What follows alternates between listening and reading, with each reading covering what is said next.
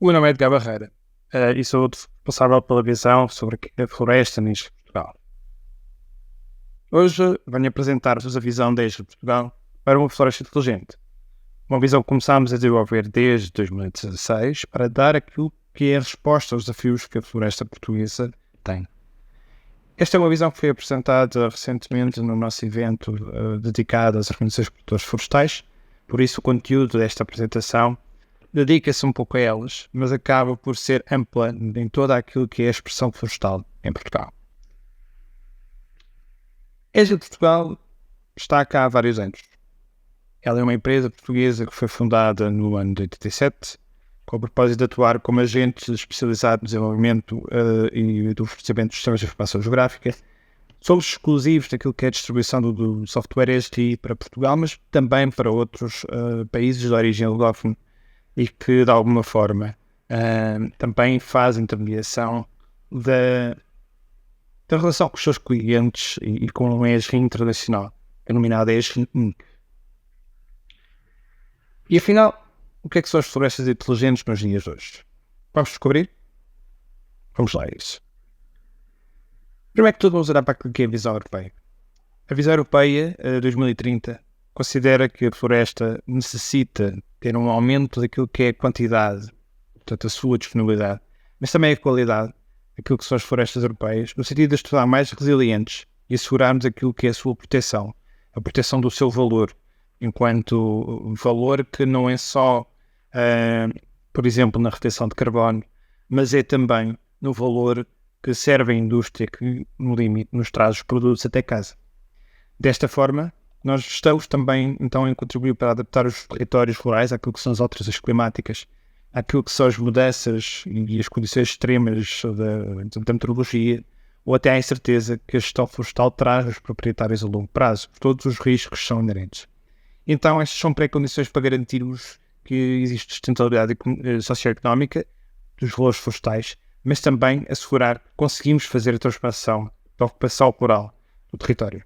E por isso, olhando para este slide, conseguimos compreender que devemos com isto promover a bioeconomia florestal, que vai ser sempre baseada em floresta e em ecoturismo, que temos que usar de forma mais sustentável os recursos que são baseados em madeira, que é muito, muito importante aumentar a literacia e o conhecimento florestal, porque sem isso nós não evoluímos na forma como endereçamos os desafios da floresta. Adaptar esta floresta àquilo que é gestão sustentável e, portanto, torná-la mais resiliente. Temos que, de facto, reflorestar aqui nas áreas em que faz sentido e, naturalmente, o financiamento das atividades e iniciativas florestais é muito relevante, não só para aquele que é o proprietário, mas também aqueles que gerem a rentabilidade daquilo que é o produto florestal. Pegando nesta visão, que é uma visão da Europa e que está inscrita nos objetivos do Green Deal, então devemos trazer esta visão para a estratégia de utilização dos SIG também nas atividades florestais em Portugal. E do nosso ponto de vista, esta é de facto uma visão que tem como oportunidade transformar e estar ao serviço da floresta portuguesa. E como sempre for um dos grandes desafios que não é só da floresta, mas que de alguma forma é um dos grandes desafios, que é a necessidade de evoluir e integrar os sistemas. Já não basta termos sistemas para cada componente que dá resposta às necessidades florestais. Há uma enorme necessidade de pôr os diferentes sistemas, as diferentes aplicações a comunicar uns com os outros, porque isso torna mais rentável a nossa operação enquanto operadores, enquanto técnicos florestais. Por outro lado, não se falou ainda, mas tudo o que são pragas, tudo o que são invasoras, necessitam de ser monitorizados. Elas destroem o valor da floresta, elas não abrem quase nunca grandes oportunidades, mas no fundo é muito relevante nós sabermos onde é que as pragas ocorrem, como é que podemos mitigar os efeitos das mesmas e como é que podemos tornar mais sistemática a forma como monitorizamos as pragas e as invasoras. E então, isto permite-nos trazer aquilo que é a componente da análise e a previsão das dinâmicas territoriais. De alguma forma, desta forma nós conseguimos assim não só monitorizar, mas tornar mais previsível um determinado acontecimento para atuarmos na base, na prevenção e não só na resolução dos problemas. Por outro lado, de uma maneira mais associada, mais próxima daquilo que são os desígnios da administração pública, a informação geográfica cada vez mais deve estar aberta aos cidadãos. É isto que nos permite trazer ciência aberta, é isso que nos permite promover inovação, é isso que nos permite, de alguma maneira, que entidades privadas, públicas, possam usar os dados em seu benefício para proteger o bem comum que é a floresta. E mais próximo das necessidades dos dias de hoje e das necessidades dos responsáveis das tecnologias de informação, há uma tendência efetiva de investir em cloud, de investir em alta disponibilidade e de garantir que há segurança nos sistemas de informação que estão a ser implementados. É muito relevante porque efetivamente a floresta tem um grande valor. Tem as mesmas necessidades de todos os outros setores, nomeadamente garantir a proteção dos dados e da informação. E, portanto, de alguma forma, isso não pode ser deixado de parte quando nós tencionamos fazer, por exemplo, uma transformação digital na nossa organização. Entendemos, então, nós, em Portugal, que a resposta ao desafio faz-se com comunidades inteligentes. E o que é que pretendem estas comunidades? Na verdade, um lugar só é desejado quando as pessoas queiram viver lá, quando as pessoas entendem que podem trabalhar nesse local e que podem usufruir do território, seja de forma permanente ou provisória, como, por exemplo, uma visita, uma mera visita.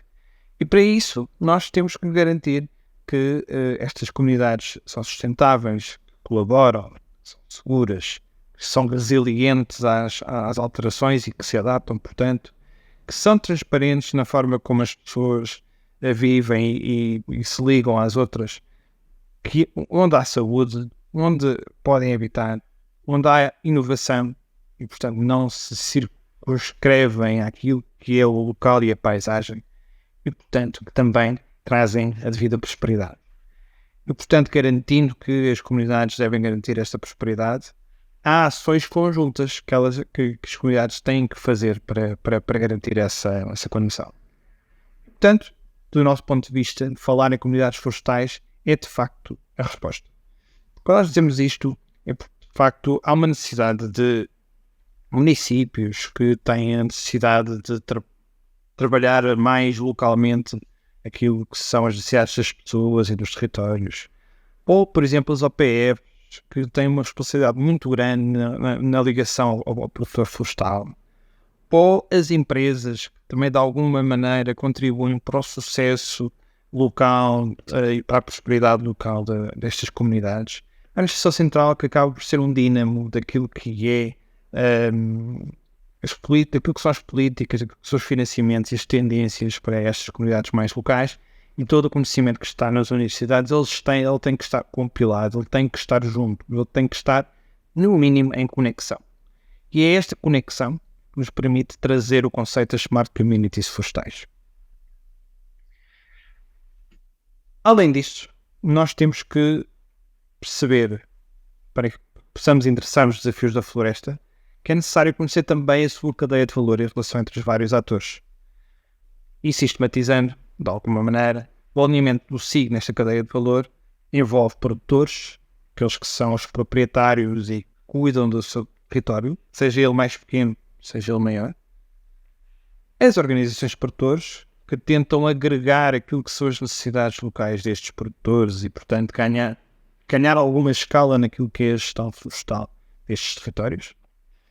Os fornecedores da matéria-prima, que no fundo saem destes territórios e que levam a matéria-prima até à indústria. E a indústria tem um papel muito, muito relevante porque acaba por ser ela a transformar o produto da floresta em qualquer coisa que é útil à sociedade e às pessoas. Para isto, para garantir que isto está tudo devidamente regulado, existem reguladores, tendencialmente reguladores da área pública, do setor público, que permitem ganhar a confiança dos consumidores. São aqueles que conseguem tirar partido dos produtos finais que saem da indústria.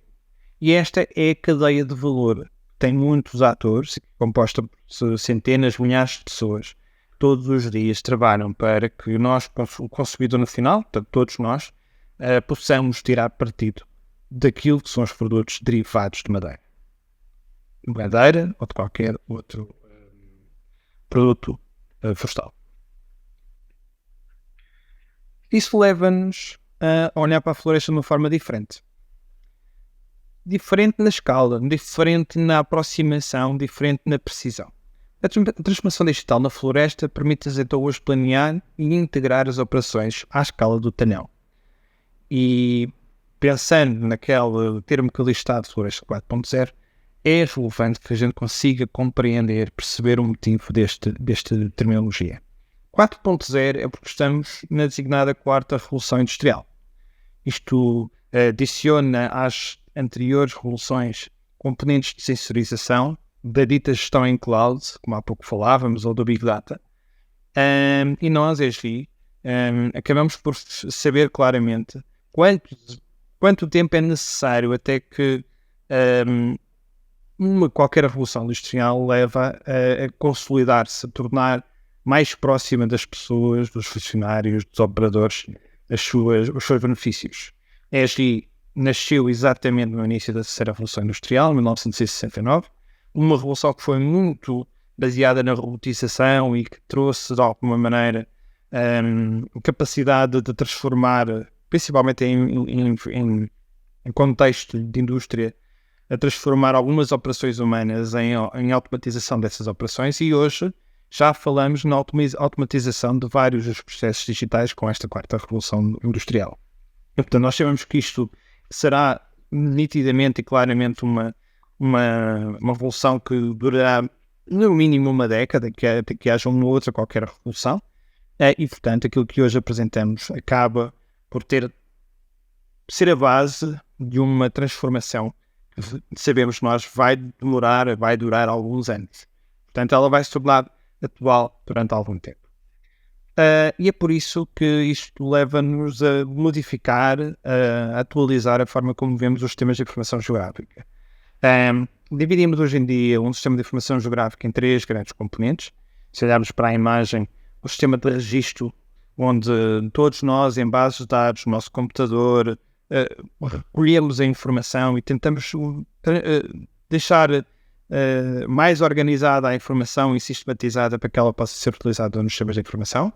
Temos a componente do sistema de engagement, portanto, no fundo, da partilha da informação com outros, seja na nossa organização, sejam de organizações diferentes, que podem passar por mapas, por aplicações, por meramente serviços de dados, e também o sistema de analítica, que nos permite tornar não só visual a informação geográfica, mas também analisá-la e até gerar subprodutos desta informação. E este é um dos grandes valores que os sistemas de informação geográfica trazem hoje em dia e que se distinguem de todos os outros sistemas de informação, que são muitas vezes ótimos para fazer análise de informação tabular, mas muito limitados na forma como conseguem tirar partido da informação geográfica. Por outro lado, nós sabemos que hoje a informação ela é mais rápida, ela chega mais rapidamente às pessoas, ela é sensorizada, ela pode ser integrada diretamente no sistema de informação em tempo real, e portanto isso traz-nos aqui uma nova realidade para aquilo que são os sensores, o chamado Internet of Things, que faz tudo parte desta quarta revolução industrial, mas também a detecção remota, as imagens que são obtidas por satélite todos os dias e que nos trazem nova informação aos nossos sistemas. E portanto, a ESRI, de alguma forma, integra como live feeds, portanto, no fundo, como sensores em tempo real ou quase em tempo real, de informação que pode ser utilizada em operação. Aqui está um exemplo, já vamos detalhar mais à frente, está um exemplo associado a um fogo, a um incêndio, neste caso até um exemplo da Serra da Estrela, no ano passado. Temos aqui alguns exemplos de outro tipo de informações que estão sempre a ser atualizadas no nosso repositório para que possam ser utilizadas nos sistemas de operação geográfica e que servem muitas vezes para tornar visível esta informação em dashboards operacionais, que são muito úteis para qualquer nível da organização, seja o funcionário que tem que acompanhar, por exemplo, uma frota de caminhões, seja o diretor que precisa de acompanhar o desempenho do seu negócio todos os dias e analisá-lo de uma perspectiva geográfica. Na verdade, todos nós gostamos muito de informação geográfica, tê-la na mão. As aplicações móveis que existem tornaram muito democrática a informação geográfica e isso foca muito também a necessidade dos sistemas de informação geográfica terem um papel crucial naquilo que são as operações do terreno. Operações do terreno não essas que podem passar pelo planeamento. Muitas vezes nós fazemos isso ainda nas ferramentas desktop, neste caso a nova, o ArcGIS Pro, ou por exemplo em cloud, o ArcGIS Online. Depois, por outro lado, podemos querer coordenar aquilo que vamos fazer e, portanto, distribuir um bocadinho as operações de trabalho pelos nossos funcionários. E temos, no contexto da ESRI, uma aplicação chamada ArcGIS Workforce que faz isso diretamente. Podemos, por exemplo, sentir necessidade de navegar, seja naquelas que são as aplicações que todos conhecemos, por exemplo, o Google Maps ou o Waze, de onde, a partir das aplicações ESRI, podemos saltar para fazer as visitações com as rotas. Mas também podemos sentir a necessidade de ter os nossos estradões florestais todos desenhados e dentro deles fazermos o nosso próprio Google Maps. Portanto, no fundo, garantir que conseguimos também navegar dentro da nossa rede de estradas, da nossa rede de caminhos. E para isso temos o ArcGIS Navigator. Por outro lado, naquilo que é a recolha de informação para alimentar o sistema de registros, temos um manancial de aplicações que podem ser utilizadas, cada uma com o seu propósito. E temos, por último, aquilo que falávamos ali há pouco, capacidade de monitorizar a informação geográfica que existe no território e para isso temos o ArcGIS GeoForce. Hoje não vamos entrar muito em cada uma destas tecnologias, mas decidimos que era importante dar-vos esta visão de contexto. Por outro lado, temos a imagem, como já falámos, e desse ponto de vista há muitas coisas de facto a fazer e esta é toda uma nova área. Por um lado, a imagem é hoje um tópico que já tem uma clara demonstração, que vai ter uma maturidade enorme nos próximos 3 anos e que torna urgente a nossa ação, a vossa ação, de incorporar isso nos vossos fluxos de trabalho. E comecemos pela gestão de informação. Hoje em dia já temos capacidade de ver muitas imagens aéreas para trás, para os anos anteriores, e hoje conseguimos pegar nessa informação, alimentá-la com serviços geográficos e garantir que os colocamos nos nossos sistemas de informação. Mas, por certo, algumas pessoas já começaram a fazer voos de drone, ou encomendaram voos de drone, ou receberam voos de drone, e que se calhar querem começar a utilizá-lo como parte da vossa gestão de informação. E a ideia é sempre pegar na imagem, ter a gestão de informação, ter as várias layers associadas, e a qualquer momento, no presente ou no futuro, tiramos partido de um repositório que fomos montando ao longo do tempo. Isso abre-nos aqui muito espaço a fazer a produção de dados, nomeadamente por processamento de imagens, ou de analisarmos essas imagens. Quando falamos de imagens, falamos também naturalmente de raças que muitas vezes não correspondem à banda do visível, mas que nos permitem tirar conclusões sobre o que se passa no território. E, por outro lado, visualizar as imagens de uma forma otimizada para garantir que, tendo em conta que os rasters são muitas vezes produtos de informação geográfica pesados, garantirmos que temos alguma otimização na forma como visualizamos toda a informação que fomos arquivando, seja no nosso computador, seja no nosso servidor, seja até no servidor cloud. A inteligência artificial também veio para ficar e claramente a inteligência artificial vai tornar mais detalhadas as análises que vamos poder fazer com os sistemas de informação geográfica já no presente, mas fundamentalmente no futuro, e que podem ser muito relevantes para podermos tirar partido das imagens aéreas. A ESRI tem todo um manancial de ferramentas preparadas para isto. Coloca-se sempre a discussão se a inteligência artificial é uma ameaça ou é uma oportunidade, mas claramente nós vemos isto como uma oportunidade. Esta inteligência artificial que estamos a falar não trata necessariamente ou obrigatoriamente de dados pessoais, trata sim de garantir que não precisamos de tantos operadores humanos para tirar partido dos dados que temos. E portanto isto não tem nenhum género de ameaça, só pode ser uma oportunidade de mudarmos a forma como trabalhamos e de mudarmos a forma como capacitamos os nossos profissionais. Essa é a única coisa que é necessária fazer para finalmente tirarmos partido da inteligência artificial. Portanto, contamos convosco para podermos fazer essa transformação. Por outro lado, a ESRI já investe há muitos anos nesta área, ou é de agora, e também nunca tornámos necessariamente a inteligência artificial um produto. Não quer dizer que não o façamos, mas na verdade, nesta fase, a nossa estratégia tem sido, sim, incluir a inteligência artificial em vários daqueles que são os produtos que nós temos. E estes são aqueles casos onde a inteligência artificial se encontra, e o machine learning, no fundo, a capacidade de pôr uma máquina a aprender aquilo que um operador humano pode fazer.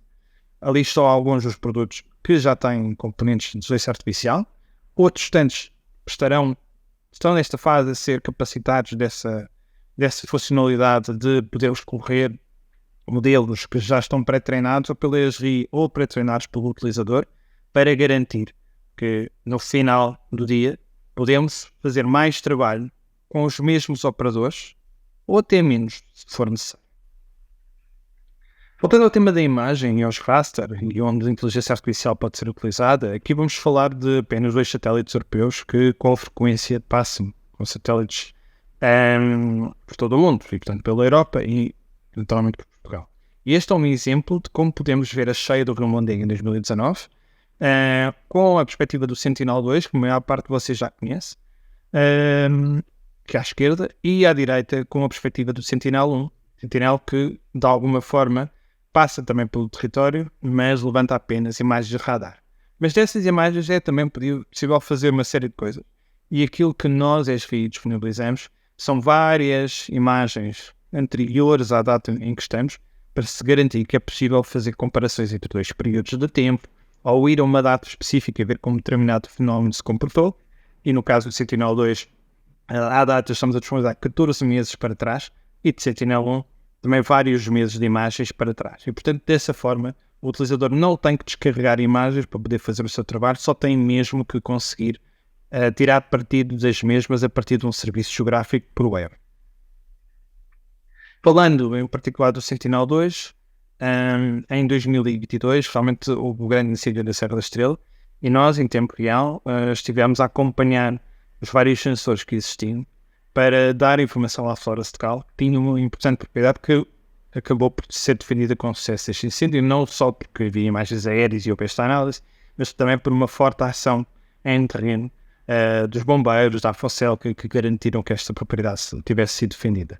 À esquerda nós conseguimos ver a progressão do incêndio ao longo do tempo, nas várias datas que ali estão. Foi um incêndio de longa duração e, portanto, permitiu fazer esta análise, mas é uma análise mais em particular como podemos utilizar, neste caso, o satélite MODIS em cima de um modelo tridimensional, isto tudo por serviço web, e perceber quais é que eram os pontos quentes que estavam a ocorrer de noite e aqueles que estavam a ocorrer de dia, para se perceber também qual é que era a dinâmica deste incêndio.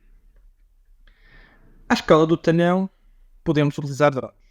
E a esse nível, o que nós podemos fazer para fazer a diferença é garantir que temos aplicações para o fazer.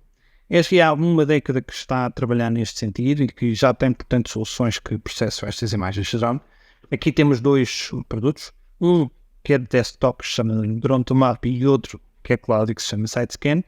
Têm propósitos muito similares, pois têm particularidades, cada um deles muito específicas, mas que tem sempre como objetivo obter uma nuvem de pontos, obter um orthomosaico, garantir que temos meios 3D que são integrados e fazer modelos digitais de elevação e de terreno. Isto em geral, pois cada um dos 2 softwares tem de facto algumas complementaridades. Nós vamos ter a oportunidade ainda este ano de falar muito neste tema e, portanto, convido-vos a irem acompanhando também as nossas novidades a este nível. Por outro lado, o LiDAR é o que vamos chamar o novo normal do 3D. Em breve, Portugal vai adquirir uma cobertura LiDAR para todo o território, que vai abrir um manancial enorme de oportunidades na área florestal. Aqui neste caso estamos a ver um projeto piloto que antecedeu aquilo que foi a compra de um novo voo para Portugal inteiro, para algumas áreas de Portugal, e que já nos permite ter uma ideia de como é que as nuvens de pontos são úteis para definir produtos tridimensionais.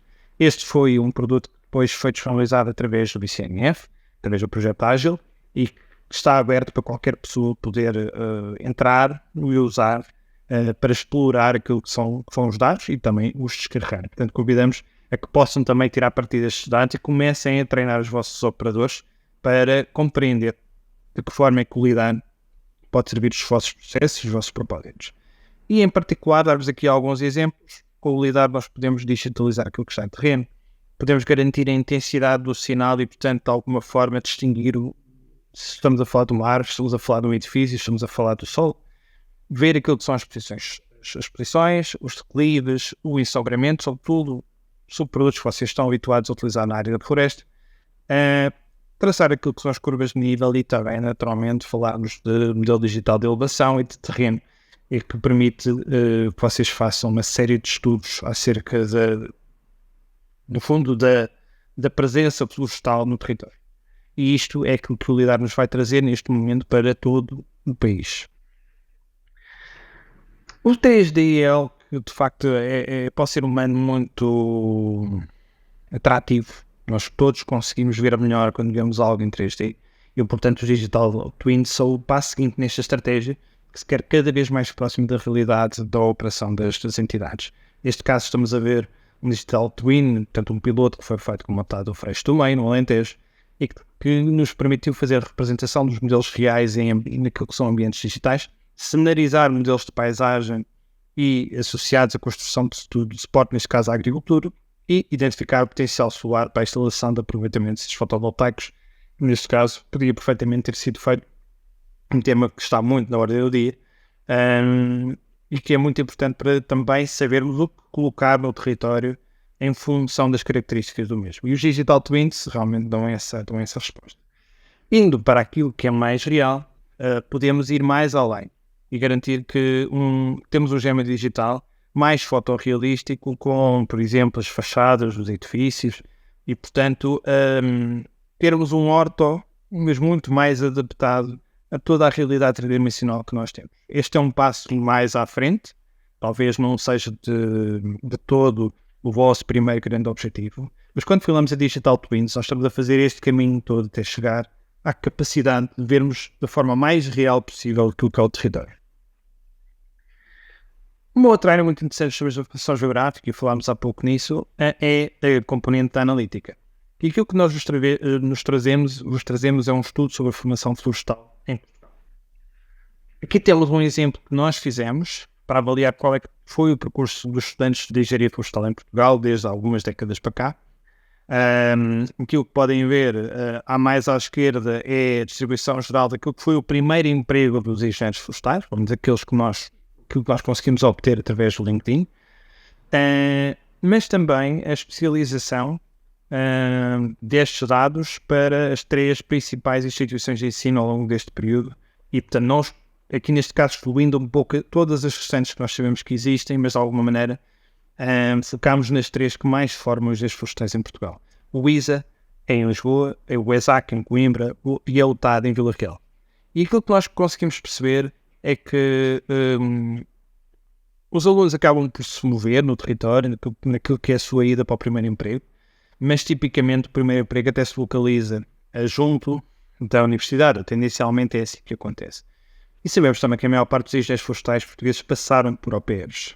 Ou seja, compreendemos que as OPFs são de facto as entidades do tipo OPF são muito relevantes como ponto de passagem para aquilo que são os engenheiros florestais portugueses, e isso vê-se muito naquilo que é o perfil destes alunos. A capacidade de, com a analítica, vermos onde é que isto se ocorre, e neste caso, esta análise está feita para aquilo que foi o primeiro emprego, também nos permite ver como é que são as dinâmicas territoriais a partir do momento em que um aluno sai da faculdade. Este estudo é mais extenso do que isto, foi feito com o ArcGIS Insights, um outro produto da ESRI. Poderíamos sempre disponibilizar mais alguma informação sobre este estudo, basta para isso que nos contactem, mas que quisemos aqui trazer uma primeira visualização do mesmo. E, portanto, chegamos aqui ao fim desta apresentação falando das novas ofertas e do conjunto de ações que temos previstas ainda para este ano. Vamos começar aqui por anunciar aquilo que foi um acordo feito entre a FSC Internacional e a ESRI Inc., com o objetivo de transformar a forma como são geridas as áreas com certificação florestal. Isto foi, portanto, um donativo que a ESRI Inc. deu em termos de software a uma das principais entidades de certificação florestal que existem, neste caso no mundo, mas também especificamente em Portugal, e que de alguma forma vem potenciar um pouco a transformação digital também desta organização. Por outro, vamos a conhecer uma outra componente muito relevante da nossa oferta, que se chama ArcGIS Living Atlas of the World, onde vocês podem encontrar muitas camadas de informação geográfica que têm curadoria da ESRI e que muitas vezes são de parceiros ou de entidades terceiras e que de alguma forma vocês podem utilizar nos vossos sistemas de informação geográfica. Deixamos aqui 2 exemplos de dados que constam lá. Por um lado, tem a altura das copas das árvores estimada com base em um conjunto de dados e numa metodologia testada cientificamente, para garantir que vocês podem ter logo uma primeira percepção dessa altura das copas das árvores, ou também, mais acima, deste lado, a capacidade de vocês poderem ver uma primeira segmentação do tipo de ocupações florestais que existem no território, para também ficarem com um primeiro overview desta informação. Claro que vocês depois têm a vossa própria informação, que podem acoplar a esta, que podem cruzar com esta e trazer um bocadinho mais de detalhe e de resolução às vossas análises.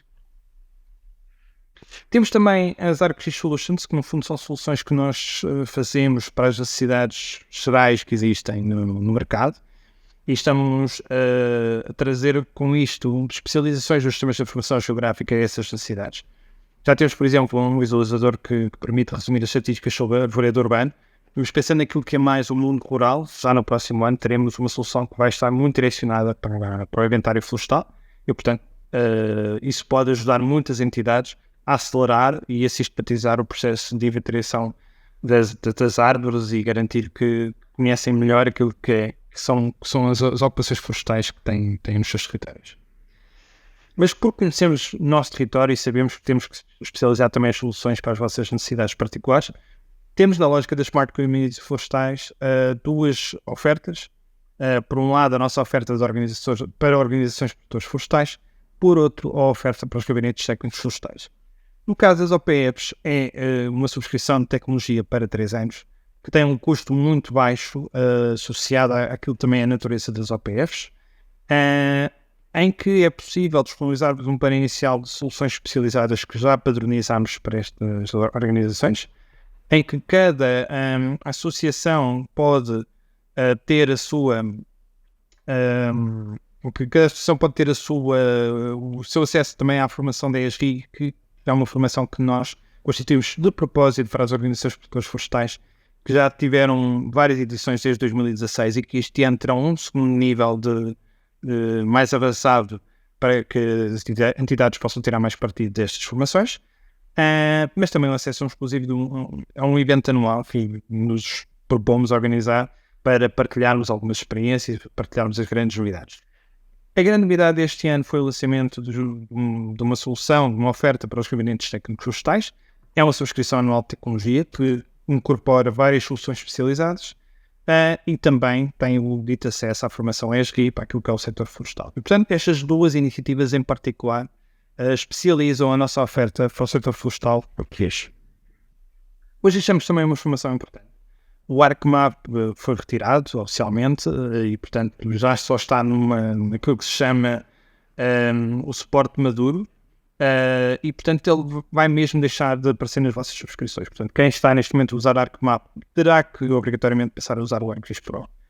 É a nova aplicação da ESRI, que já vai em várias versões, que já está muito madura e que já consta das vossas subscrições para poder ser utilizado.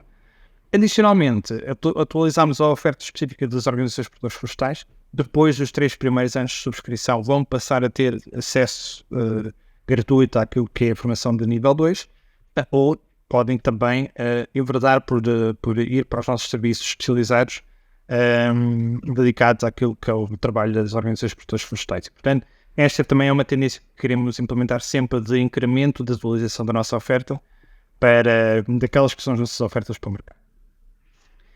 Nada disto se faz sem parceiros. A nossa visão é acompanhada, então, de facto, por parceiros. Neste caso, gostaríamos de partilhar uma forte relação que temos com a Associação Florestal de Entrador e Tâmega, que acaba por ser o nosso parceiro para a implementação das soluções especializadas no mercado florestal português. A associação faz parte formalmente da rede de parceiros ESRI, Portugal ESRI Inc. também, e, portanto, será uma das entidades que vocês poderão também cruzar-se naquilo que é a nossa oferta para organizações de produtores florestais. Por outro lado, temos aqui também parceiros que tratam de toda aquela componente de hardware, e estes parceiros vocês conhecem muito bem. Comercializo hoje em dia muitos daqueles sensores GPS de nova geração e que são essenciais para correr as aplicações móveis de campo da ESRI, mas que também já estão a olhar para novas ofertas, por exemplo, neste caso, para fazer o inventário florestal. Temos aqui, portanto, um equipamento que está a ser testado para se poder fazer as nuvens de pontos a partir do terreno, o que depois podem ser abertas mais tarde no ArcGIS Pro, como é o caso desta imagem que aparece neste slide. Mas é claro, temos outros parceiros, e isto são alguns deles, e portanto somos muito felizes de viver rodeados de parceiros que estão altamente capacitados para trabalhar com a nossa tecnologia, que nos acompanham a nós nesta jornada e que vos podem acompanhar também a vocês. Por último, gostaríamos de vos apresentar aquelas que são as nossas próximas ações. Em setembro vamos ter 2 momentos importantes. Um primeiro em que vamos pela primeira vez fazer o nível 2 da formação florestal, vai ser online, portanto fiquem atentos, em breve as inscrições estarão abertas. Por outro lado, vamos ter um evento gratuito, um webinar só dedicado à imagem aérea, que vai decorrer no dia 28 de setembro e que vai ser muito relevante para que vocês possam também tirar partido da nossa visão para tirarem partido da nossa visão para as imagens aéreas. Por último, já se podem inscrever no nosso encontro anual, o encontro do utilizador CSRI, que se vai realizar em Lisboa no próximo dia 17 de outubro e que é a nossa grande referência para a partilha de experiências entre utilizadores e para a partilha de novidades sobre a nossa tecnologia. Fecho esta apresentação desejando que ela vos tenha inspirado e que tenha inspirado a vossa transformação digital.